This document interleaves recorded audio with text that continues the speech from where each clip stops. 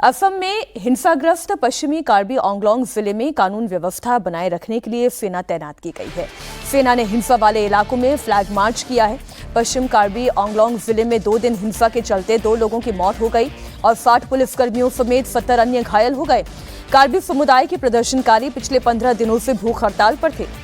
वे आदिवासी क्षेत्रों में चराई जमीन पर अतिक्रमण का विरोध कर रहे थे। प्रदर्शन के बीच जब पुलिस ने 3 प्रदर्शनकारियों को अपने साथ ले गई तो ये प्रदर्शन हिंसक हो गया। हिंसा के बाद अब सेना की तैयारी यही है, अब देखना यह है कि कब तक इस इलाके में शांति लौटेगी।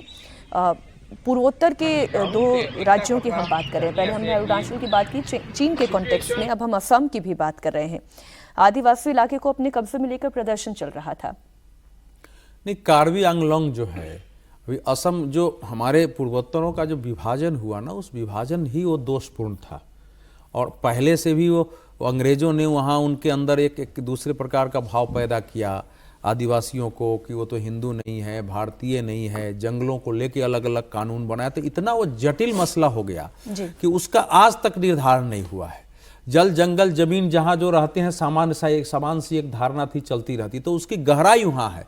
कार्बी आंगलोंग की समस्या पुरानी है। वहां तो स्वायत्ता क्या, वहां तो अलग स्टेट तक की मांग की लड़ाई चली है। वहां पहले भी वहां सारी स्थिति हुई है, कर्फ्यू तक लगे हैं। अभी की लड़ाई ये है कि वो अपने बीच उनके अंदर जो भाव है कि ये बाहर के लोग आकर, उसमें बिहारी भी हैं, कुछ बंगाली भी हैं, वो आकर के वहां बस गए हैं। वो जो जमीन है उनका मानना, जैसे आपने दिखाया है कि 2 प्रकार का है, एक तो जो है व्यवसायिक चारागाह है और एक नॉर्मल चारागाह है उनके लिए, जहां उनके पशु चरते हैं फलाना। वो बस गए हैं, वो एक इशू बना के वो मांग कर रहे थे कि इसका निपटारा हो। तो जब तक उस लैंड का निपटारा नहीं हुआ कि वो लैंड के क्या किया जाए, तो दिक्कत आती है। अब लोग जो जाते हैं बाहर से, उनको मालूम नहीं है। वो अगर किसी काम से जाते हैं तो उनको कहाँ रहना है ये वहाँ के लोग ही तय करते हैं। ऐसा तो है नहीं कि हम चले गए और हमको अगर कोई घर लेना है तो हम ले लिए। तो वहाँ ये लड़ाई चल रही है लगातार। वो एक उनका जो समुदाय है, मुख्य समुदाय वहाँ का कार्बी ही है, बाकी 3 समुदाय और हैं, कुकी भी हैं वहाँ। तो इनके बीच ये लड़ाई चल रही है। उस लड़ाई का समाधान बार बार हो रहा है।